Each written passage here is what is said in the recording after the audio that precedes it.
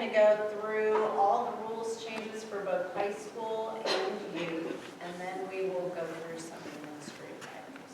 So that will be our agenda. All right, sorry.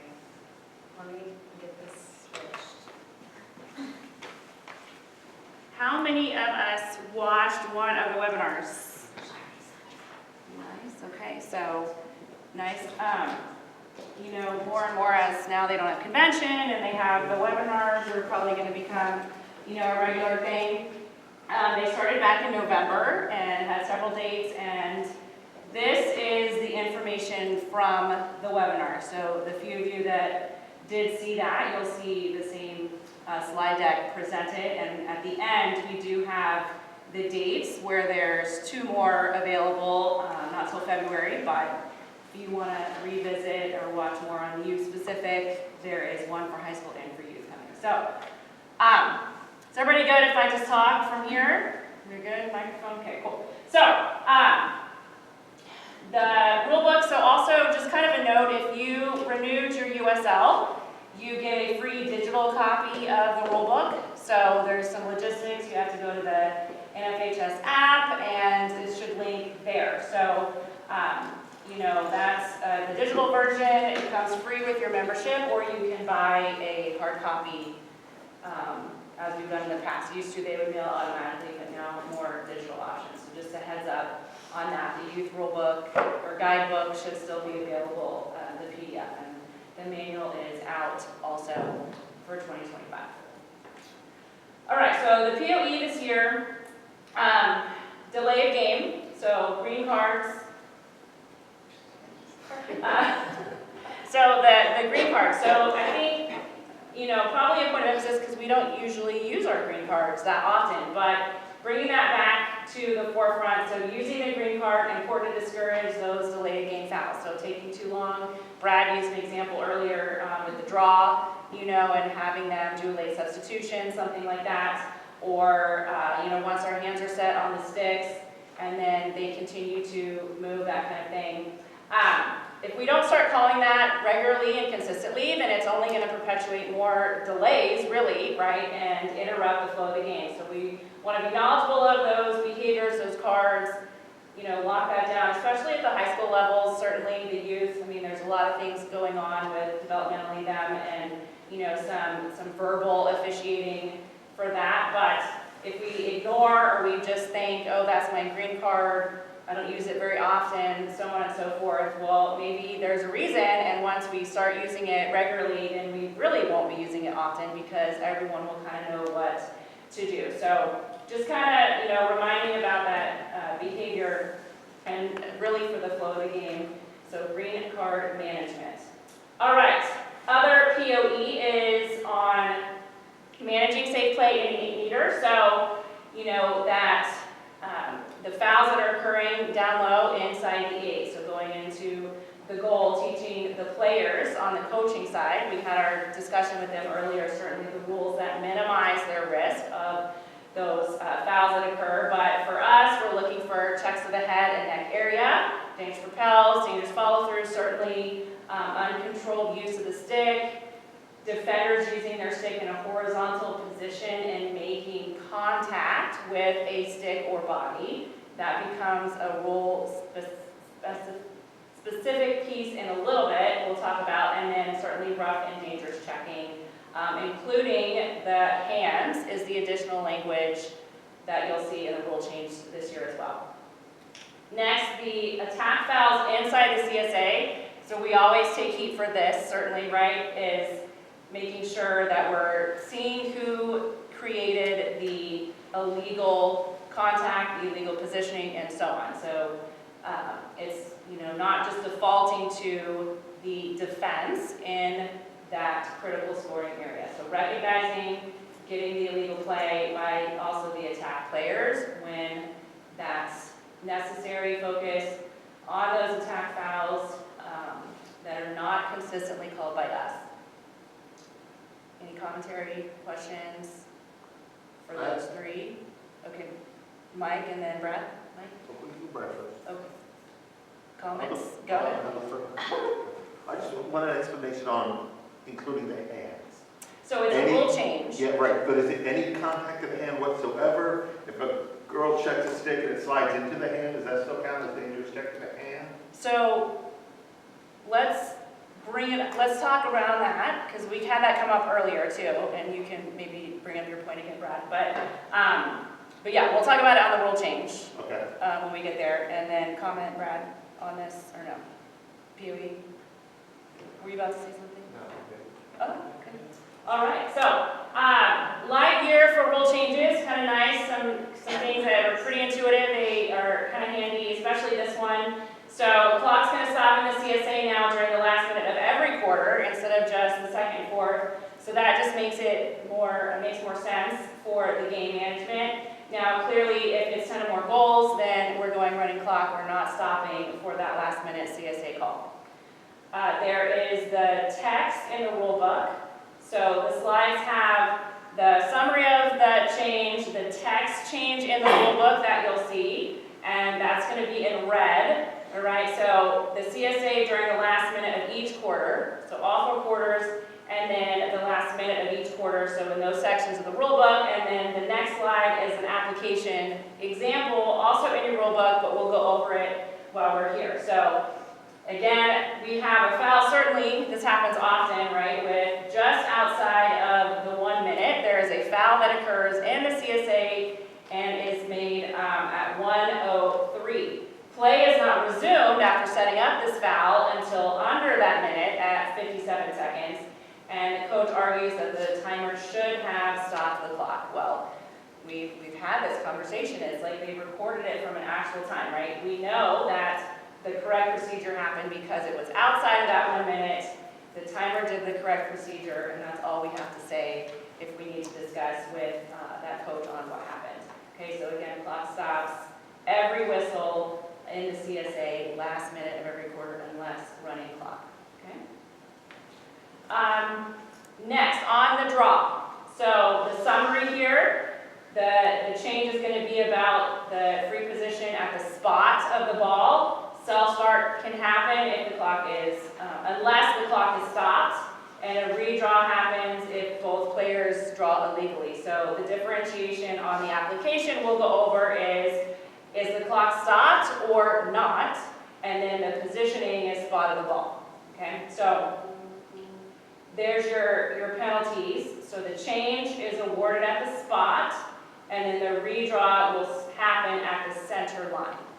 Okay, and that's again when both players draw illegally is when we do a redraw. If it's an illegal action on one player or the other, then we penalize the illegal draw, right? So redraws only if they both. So application example. The official has their centers, they're backing out and blowing their whistle to start play. One of the centers, her action fails to draw up. So play is live, our whistle has started play, and then we blow the whistle again to indicate the illegal draw because her action wasn't up. All right, free position is going to go spot of the ball, and player positioning for the draw shall not apply, right, because things are live. We have self-starts happening as well because play is already live.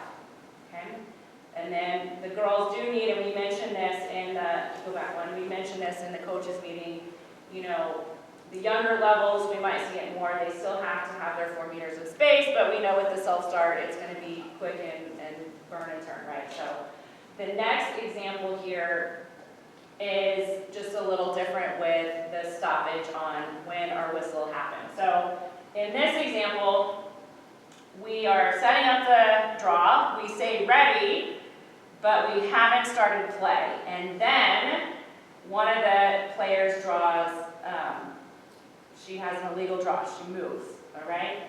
So in this case, it's an illegal draw because we haven't started play, and they should start on our next whistle.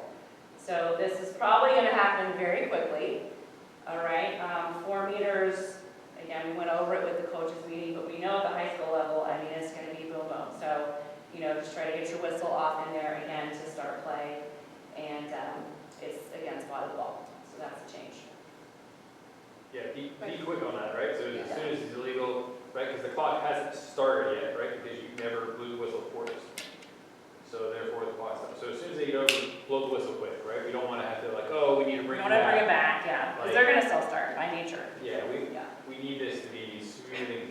last thing we want is you drew illegally and then you have time to get your entire defense back, right? Like, should be a minute. So keep that in mind. Be quick. All right, so minor fouls. Finally, we've made it. We do not have to make a pass on a minor foul called in the 12-meter. So the indirect free position now has been eliminated.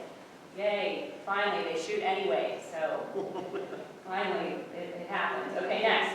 So the change of, in the text of the rule book, so it's still a minor foul. You would address it the same as calling that. The setup happens still on the 12, and the players now will clear the lane, all right, because they do not have to pass. They can take the shot and go directly to goal. All right, so it should make sense for us, right? We're clearing the penalty lane, they're on the 12, and then that 4 meters still applies. And yeah, they can go to goal, so they're going anyway. Great. So example, minor foul's called on the red team. Inside that 12 meter, we're going to set up blue on the 12. The blue player goes to goal and shoots. The ruling is legal, yes, because we can now shoot from a minor free position in 12. Great. A legal pick. The summary, talking again about where is that cross held, and the stance wider than shoulder width. Okay, so the players, we know they can't take up more space than their body, and then also the cross, looking out for that horizontal or not. We did talk to the coaches that it can be moving or stationary, even though I'm sure we'll hear about it. Moving again. However, we talked about it, so the rule book language changed in red here. So vertical plane, stance not wider than their body, their shoulder, and 10 and 2 with the cross. Definitions of terms, it's added in that definition piece in the latter part of your rule book as well. You can look up the vocabulary piece. And then certainly as officials, we're looking for the visual field, and is it enough time and space for them to change direction? All right, so it says right there, that everyone saw it in the previous meeting, it may be moving or stationary. So remember, there has to be contact, Yes. right? So we see this a lot. They come up, they almost like try to pick behind and they just roll right off. It's the weirdest thing ever. But they just come up, they don't actually make contact, and then they roll back. Not illegal.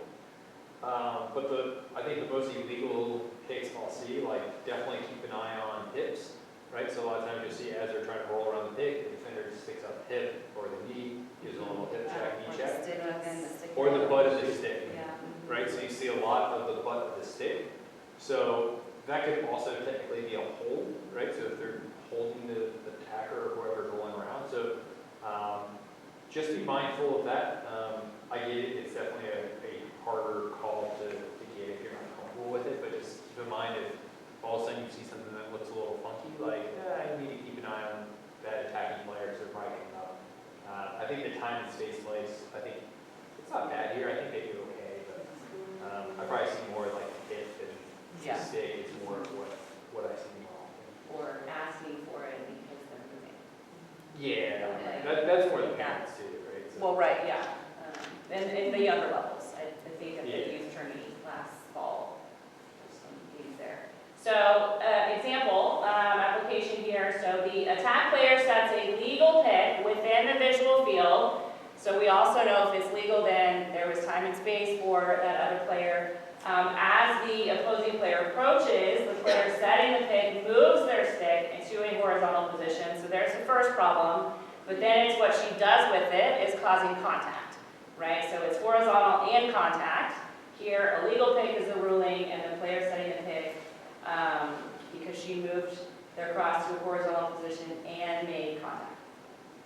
No, I will say also, so if she is setting a legal pick, it doesn't give the defender the right to also run straight through them, right? Like, holy cow, I'm mad that she's there, and I'm just going to plow right through her. That could also be a charge, right? Even though they may not have the ball. Right? You see that a lot of times they're trying to get through it, and it's almost like they're baiting the call. They're playing good legal defense, and they're sitting there. All of a sudden they plow through them, right? Like, that's a charge, right? Like, you can't do that either. So, definitely I think this is something everybody should, like, it takes a long time to do that. But I would say, like, if you write down 3 things that you want to try to improve in the season, I would say like definitely try to be mindful of what is legal and illegal as a parent, right? So it's not always the defender's fault. And that was the point of emphasis. So tying that into that, yeah. All right. Illegal contact with the stick. So the summary, coming back to the horizontal positioning, making contact. All right. The language change in the rule book is adding with the contact piece so that body or cross. Okay, so horizontal still there, body or cross is the addition. And then application here, defender holding their stick in the vertical position, so between 10 and 2. As that attack comes in, defender moves their stick horizontally and then shoves it. So now she's making contact, right? Shoves it forward to the cross. So the example is shoving it into the opponent's cross, all right? But if she's using that positioning, then likely that will, present something as well. But illegal contact by definition, defensive player committing the foul, holding their stick, again, horizontal, making contact with the cross. I would say also just like, please be consistent with your partners. I think that's the hardest thing. I think everybody has a little different, everybody looks at the clock a little different of what it's intended to. But just make sure you and your partner see it the exact same way and call it the exact same. If your partner is calling it super, super tight, then whether you agree with it or not, you have to call it tight, right? It can't be free reign down on one end of the field, and they come back down and they just touch them and it's a 8-meter, right? Like a game can be gone in 1 quarter if we do that, right? So I would just say, talk to your parents, whoever it is, right? Like, do our best to call it consistent, and then I think that will help us as far as coaches. Coaches can then adapt, right? Like, same thing with a 3-second count, whatever it may be, right? We're all going to do the best we can to interpret and do the best we can to interpret the rules correctly, but let's make sure we interpret it correctly together every single game. So one game's a little looser than the other, let's just make sure it's consistent that game. And that'd be good, pregame or halftime discussion, it can get out of hand quickly, so, your partner is your teammate. So let's talk about it and get it right, It's easier to start tight and then loosen up as the Sure. game goes and be free in the game and try to get it right. Yeah, for sure. All right, and then now we're to, some discussion on that point on rough and dangerous checks. So the summary is, again, adding the language, the dangerous check, but on the hand.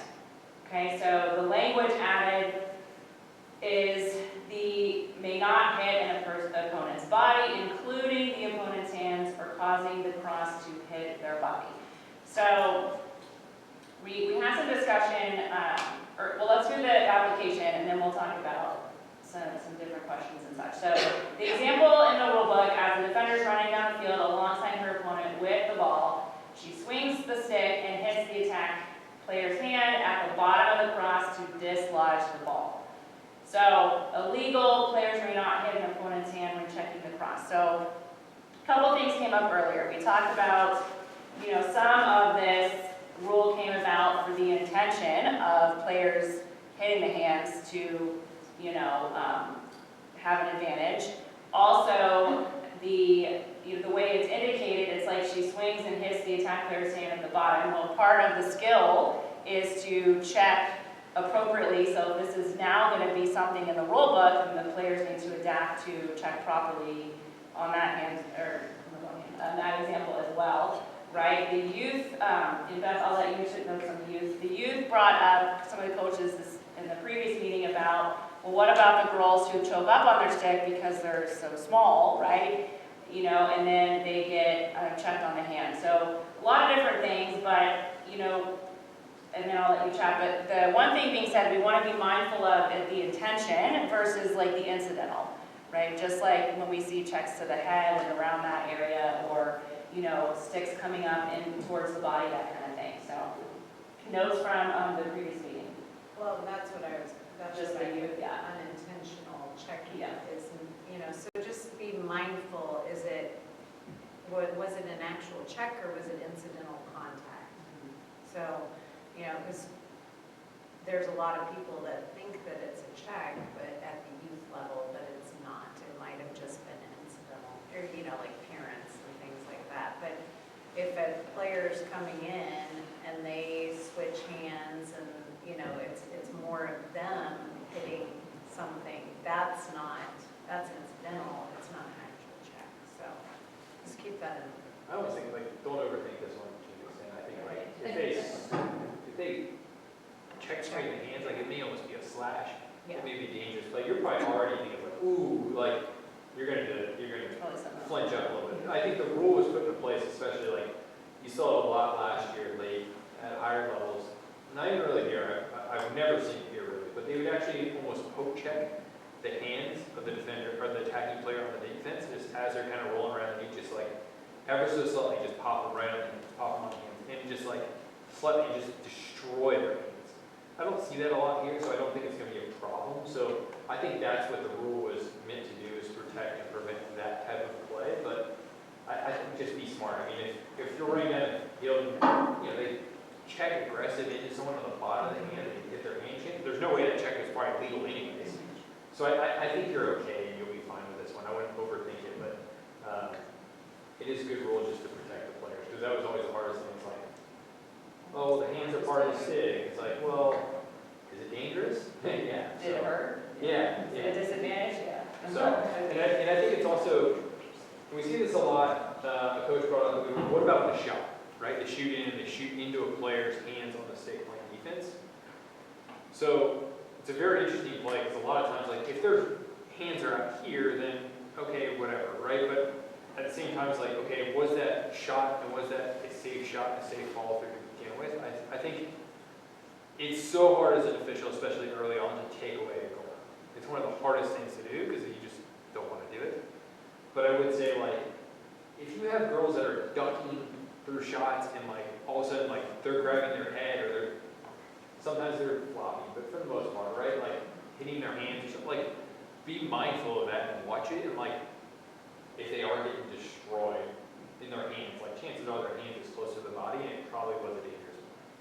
So I would say, like, how I've always told myself too is, like, if it's going to be easier to sell this of, like, that was dangerous versus, oh no, the stick was slightly outside of, you know, her shoulders, and, like, you know, try to talk away, like, if your immediate reaction is like, oh man, I need to find a way to talk why that was not a foul, chances are you missed a foul, right? So think of it that way too, also on the shot, like, be mindful. Because I see that a lot, especially at youth levels, and, like, we all know there's 3 or 4 players that as soon as they get the ball, they're going to shoot, whether there's 3 or 4 defenders there or not.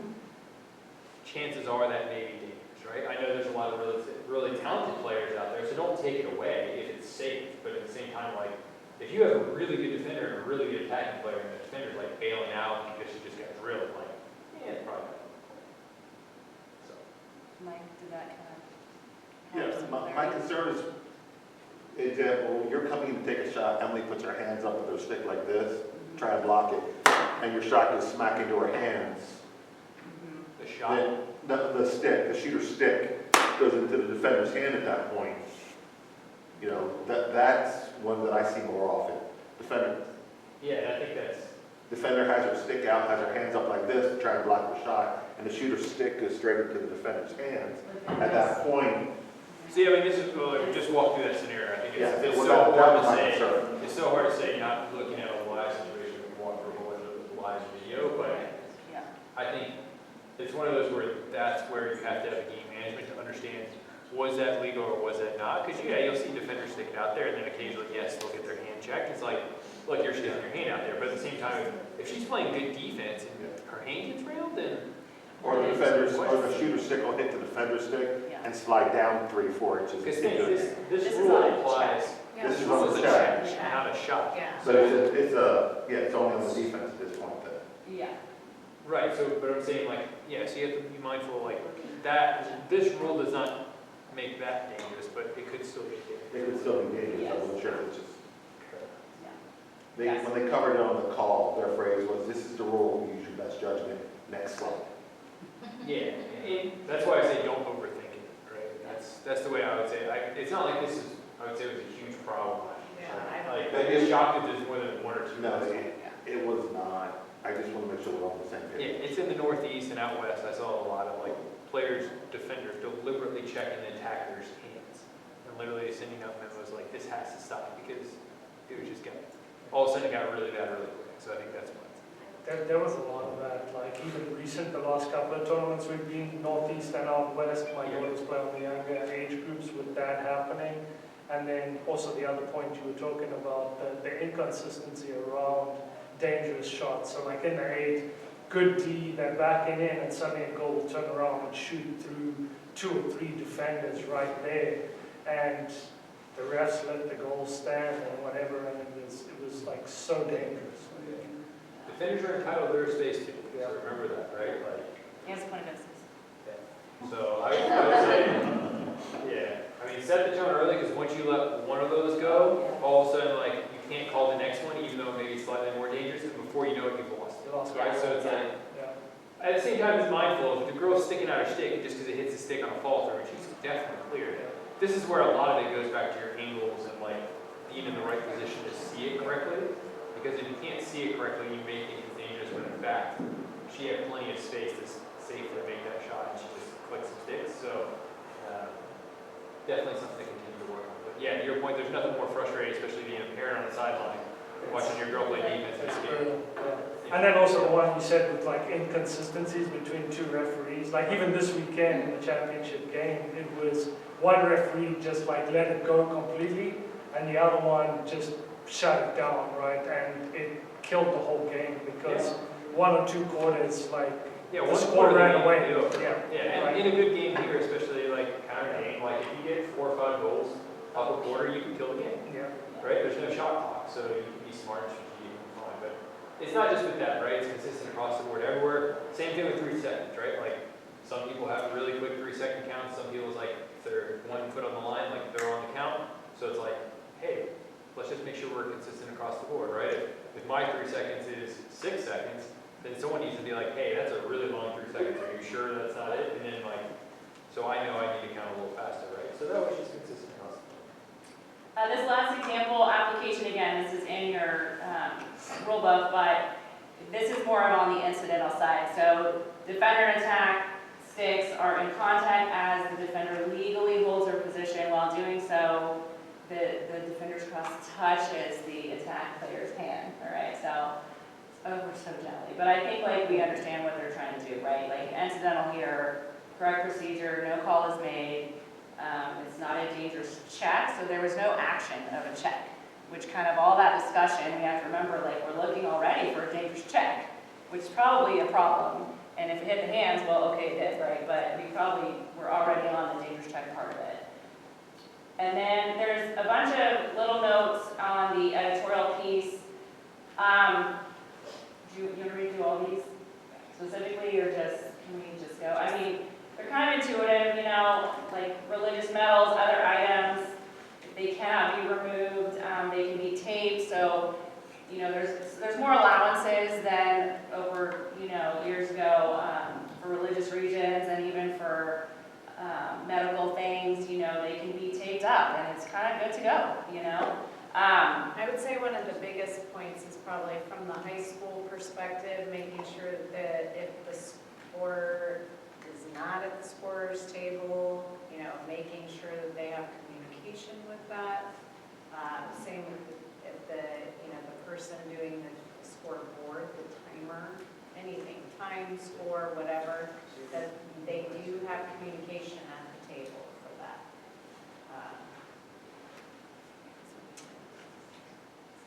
Administration of cards for major fouls, same penalty for misconduct. And anything else? I mean, this, we mentioned this on the coach's side, just on the cross thing. Yeah, I mean, the revs have changed. Just some clarifications and verbiage. It's not any kind of actual change, so Yeah. adding it in all places of the rule book essentially is the idea, I think, too, for some of those. And then certainly, if you would like to see a rule change, you can submit it for next year. So, all right. Any questions generally on that? Kind of an easy year. It took a while to go through, but the examples are good and, you know, pretty easy stuff. Sports sportsmanship, we talk a lot about this in the youth meeting, I mean, in the coaches meeting, but we've talked specifically to the youth levels of officials and players because of sportsmanship. I think we've all kind of seen that in different games and tournaments and such, but just all of us, we wear a lot of different hats as officials, as players, as coaches, parents, fans, all of that, at the previous meeting and in this meeting. So just being mindful of always having that positive attitude, and setting a good example for those girls. Stick to body contact, so this is getting into some of those youth specifics, so just a reminder that there's no stick to body contact at the youth level, right? That was a 2024, we came out with that, or the rule was that.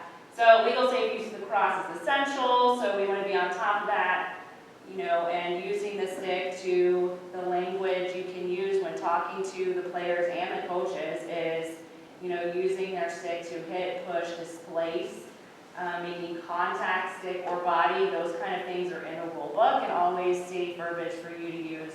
It doesn't have to be like what Brett said on, you don't want to try to talk your way out of it the other direction by adding a lot more than is necessary. Just those couple words from the rule book, and that should be enough.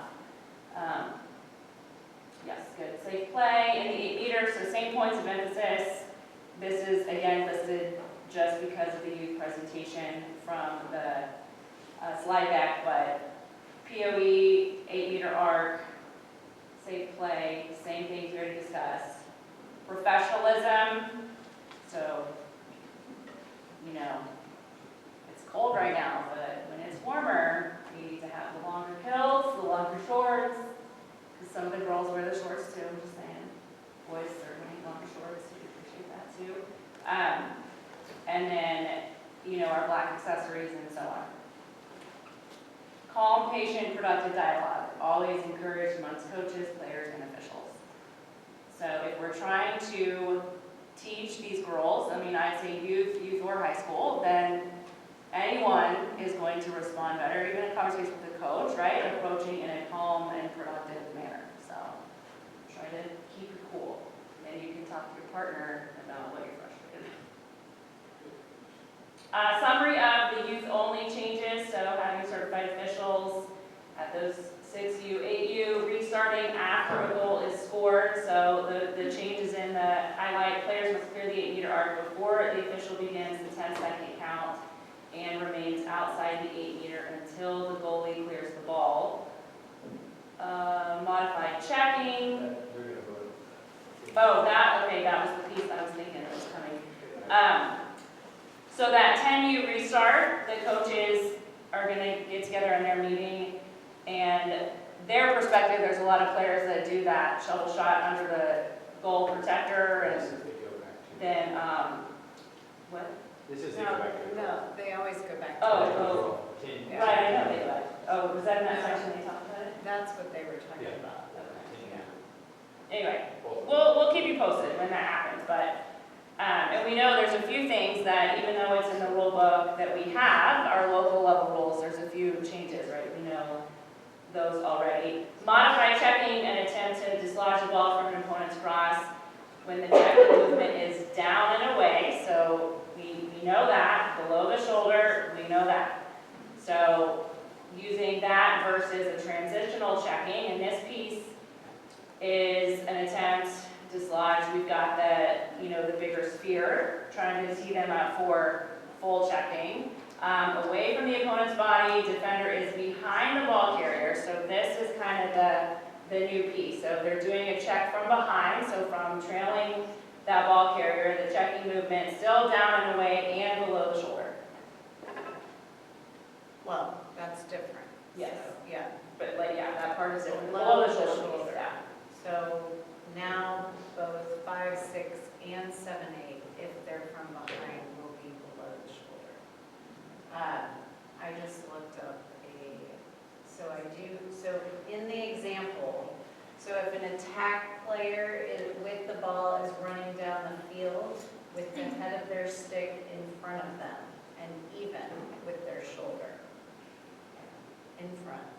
Okay. I think in front, but the height is even. Yeah, a defender that is in front of them. So if Kendra is in front of me and checks the head of the player's stick in a motion that starts above the attack player's shoulder but is down and away, that is legal because she's in front of me.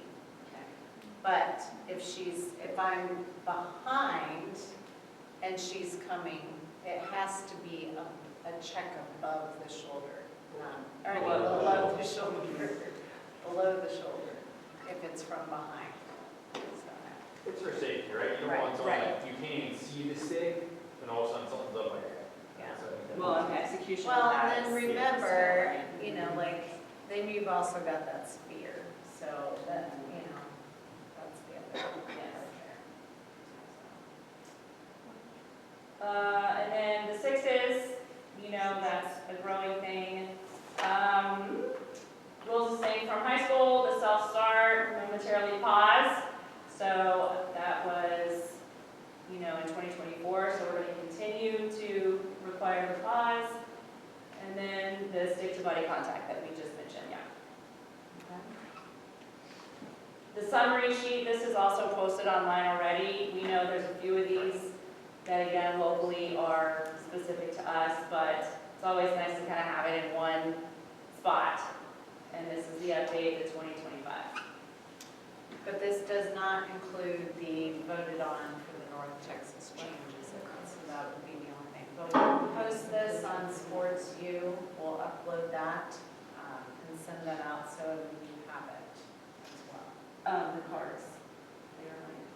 So there was some feedback from the youth level on cards, particularly yellow cards, and at the 3-4 level. So just a reminder, at the 3-4 level, they can get cards and they should be issued cards. Just because they're little doesn't mean that they're not warranted. Sometimes from their, you know, play and penalties and such, but from the coach's perspective, sometimes that wasn't called consistently and there weren't cards and there should have been. And on a second note, when there is a card, a yellow card at the 3-4 level, remember that player goes out and has her penalty time for 2 minutes, but they don't have to play man down. So they can still put a sub in. But really from their perspective, it was that there were not enough cards even being given. So just making sure we can give them, but they just don't have to play man down. It starts with having your cards with you and on you when you're on them. So that's a start. First. Well, and the other one that I wrote down was the illegal intentional rolling of the ball. Oh, right. Oh, Yes, yes, that's on right. a hectare. Yeah. So if someone, remember that if they're rolling the ball under the hectare, that's not a goal. Good thing to remind the coaches that Yes. if someone's setting up a hectare, just be like, hey, remind your players when they shoot, you can't roll the ball underneath the hectare. All right. All right, that's the rules. Questions on any of that? And take your rules test by 30. That's right, yeah. And also make sure your USA Lacrosse is up to date, because there were a few that didn't have their USA Lacrosse, so make sure your membership is up to date, because I'll be checking that as well. And that's first on my list. Dues, or, you know, the dues with USA Lacrosse. I think that we're all, everybody has paid their dues for NTWLOA, but I just have it on here. But to Christy's point, the USA Lacrosse is separate, and that is required to even take your exam. So, arbiter, please go in and make sure that your blocks are up to date. So one of the things, you know, you have that ability to block a full day, partial days, whatever it is. If you don't know how to do it, please reach out to myself or Linda.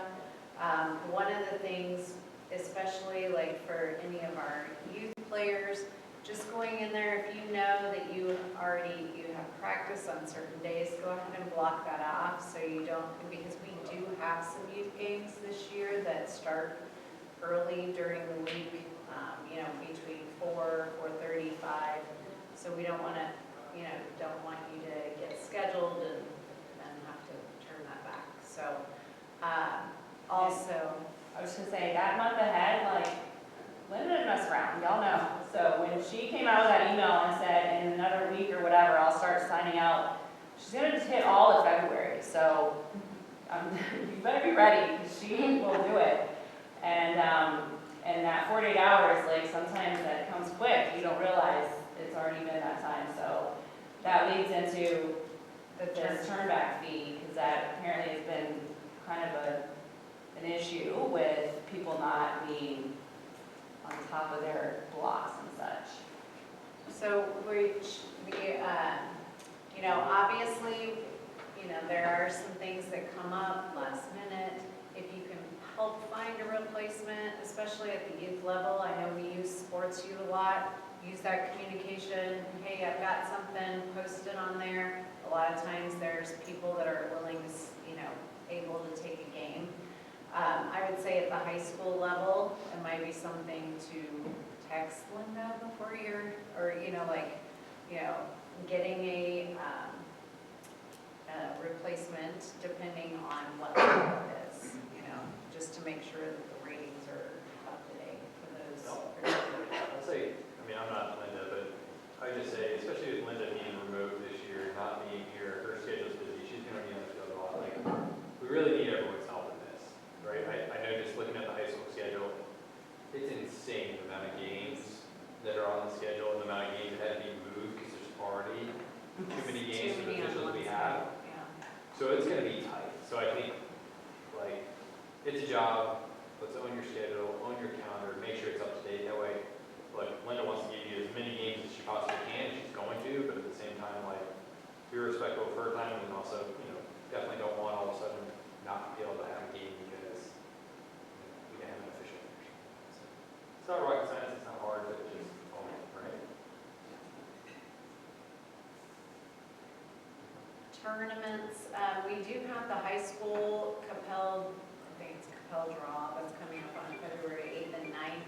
We will be doing some re-rates as well as trainings at that tournament. So I think that Kendra has started emailing if your rating is coming up and due. And then youth tournaments for any re-rates as well as our on-field training for those that need to get observation and rating. We will be getting that scheduled here within a couple weeks. So look out for that. Don't forget the uniform.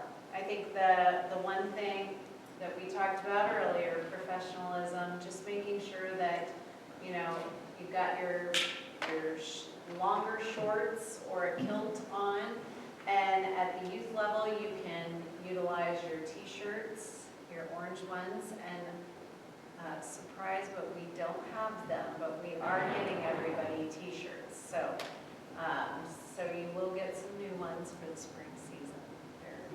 They're on the way. And they're not black, so you won't sweat when it's 100. We still might sweat, but. And then don't forget your black accessories, all your accessories, your cards, so forth.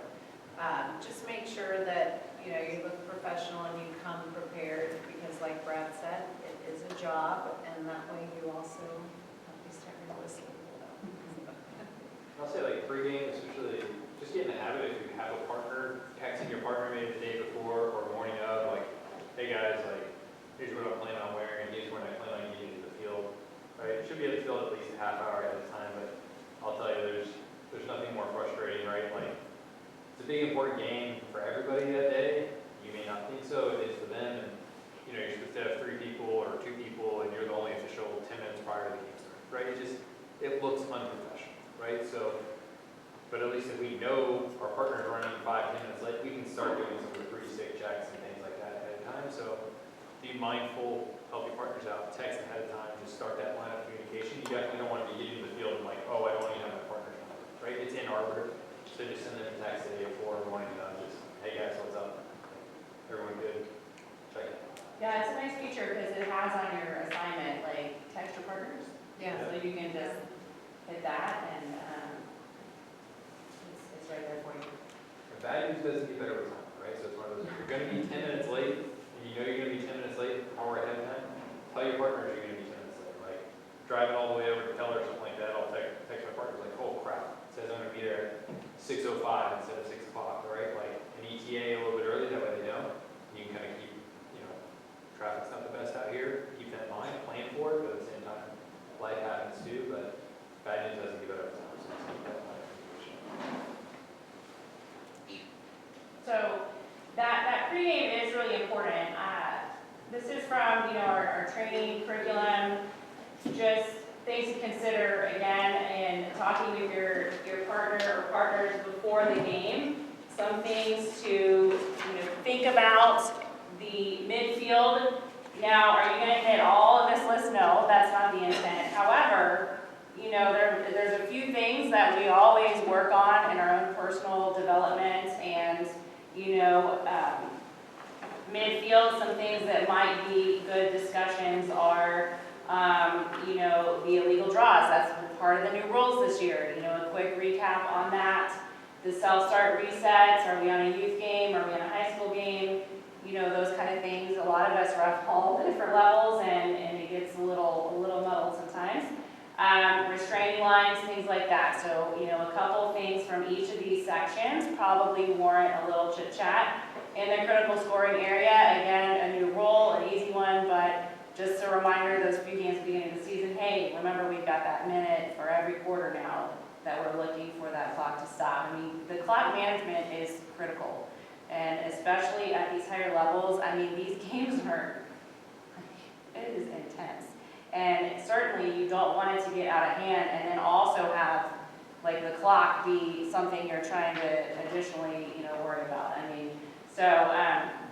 The CSA, the 8-meter, we have a couple of the new rules and language for that. The trail contributions, talking about trail often being in a better position to see, the shooting fouls, right? Like the contact. So don't underestimate that trail can pick up a lot of that as well. And line coverage, the coffin corner, especially the sun sometimes can be a factor, knowing what your partner, tell your partner you can't see in a certain side of the field. Don't just try to wing it, it is what it is. If you can't really see, you need to tell them, I need your help for this next quarter till the sun goes down, all right? And then general things, if there's anything you appreciate or you prefer in communication. Is it a head nod? Is it a little hand signal, something like that, so your partner knows that you got it, that you are on the same page with them, your cards. The clock is a big one, I think. Overtime procedures, yeah, we don't ever see overtime. We're not going to talk about that. We don't need to already jinx that. But yeah, so just have a couple things in your pocket, to talk about with your partner and partners. Okay? We already discussed this, but taking your rules exam and the course should be done by the 31st and sent to Christy, secretary at NTWLOA.com. Hopefully all of you, what? And the test. And the test, yeah, the exam and, Are we taking anything in high school? yes, yeah, youth and high school. We discussed this, but just to recap, important upcoming dates. We have our virtual training for any new officials. So if any of you have some friends that you want to bring out, maybe a parent that wants to learn the rules and get started officiating, we have our officials training next Monday and Wednesday. They can sign up. And then field training, we talked about it, high school tournament, Capel draw, we are going to do some re-rates, and then we'll have the youth here shortly. Again, I don't know why this is at the end, but again, points of emphasis, use of the green card, managing safe play, offensive fouls in the CSA. Remember, no stick to body contact at the youth level, and then the pause of the self-start at high school. And then we have one more thing we need to do, which is we need to vote on some new board members. But first, Yeah, two quick rules, just reminders, so, because we glossed over real quickly, so the religious medals and religious items shall be taped to the body and covered. So, I don't know about you guys, I'm not an expert on all the religions that are available in the world. So, from my perspective, if it's taped and they say it's religious, it's religious. That's the way I interpret that, right? Also, the undergarment rule, so especially in the winter, more so at high school, youth, whatever, but at high school, it's white, gray, black, or a color, so if it's like they're blue, they can wear blue, or green with green, brown with brown, whatever. They just all have to be the same. And it can only be a foul for that first roll. That's the only time. You can't do it halfway through the game or something like that, so it's just the first one. So I'd say high school only, youth, they'll wear hoodies, whatever, youth, who cares, but for high school, it seems like someone always asks every single year. So just white, gray, black, or one of the colors. Light with light, dark. yeah, no, good. Any questions before we go into the board voting and information there? Okay. So we currently have, yes, We have bylaws, what we have to do as well. the bylaws, but yes. Do you want to come up and, would you like to come up and do the bylaws vote? Because I forgot. They draw me back. Right, so the local board consists of up to 6 individuals. The board chair, treasurer, the secretary, sort of the board chair emeritus, and then 2 open positions. Technically, the training and the assigner are not board positions. It's not been an issue, but we've had some more interest, so we'd like to be able to enlarge the board, to have up to 4 at-large positions, but that requires us to have a vote of the membership. And as long as we have a quorum that is more than half of our members, and 2/3 of those people vote for the change in the bylaws, then we can expand the board. And I would encourage anybody, if you're interested, we're always looking for fresh blood, people who are interested in getting involved in the direction of the NTWLOA. So the first vote we'll have is to amend the bylaws to allow more board members, from 6 to 8. And then once we're done there, then we need to elect some positions. Yes. Okay.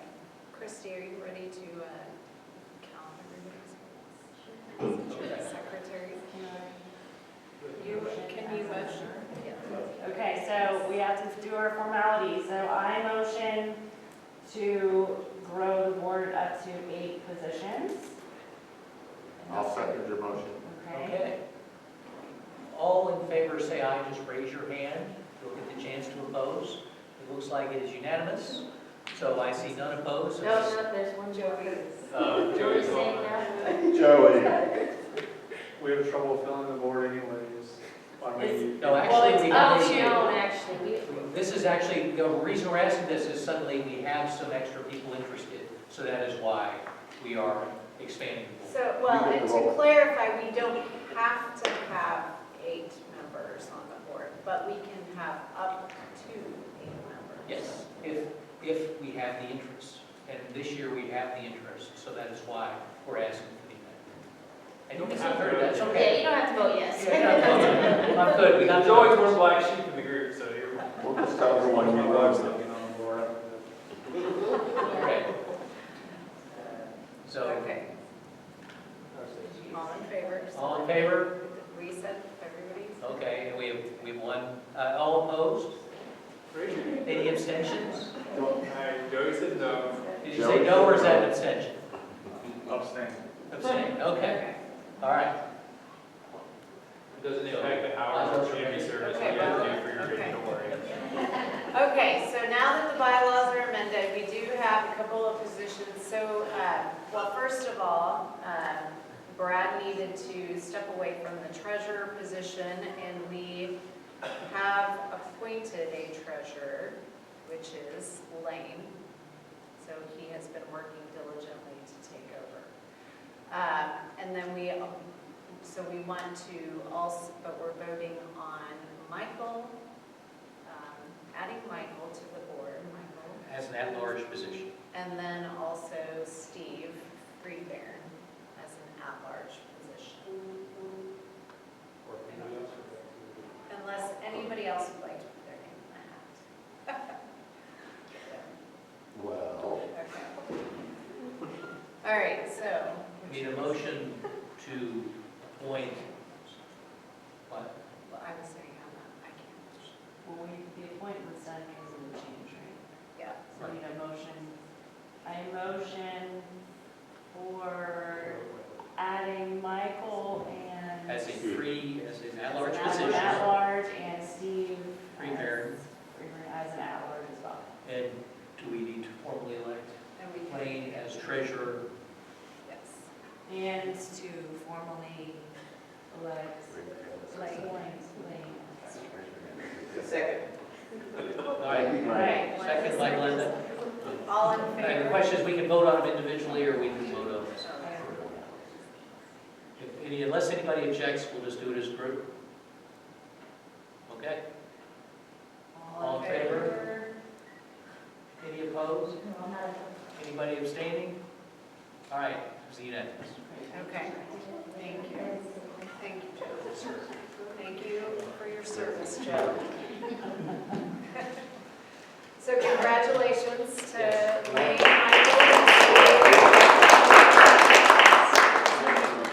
I hope we live up to it. Love what Chief said. but with that, we do not have anything else on the agenda unless you all have questions. Any questions?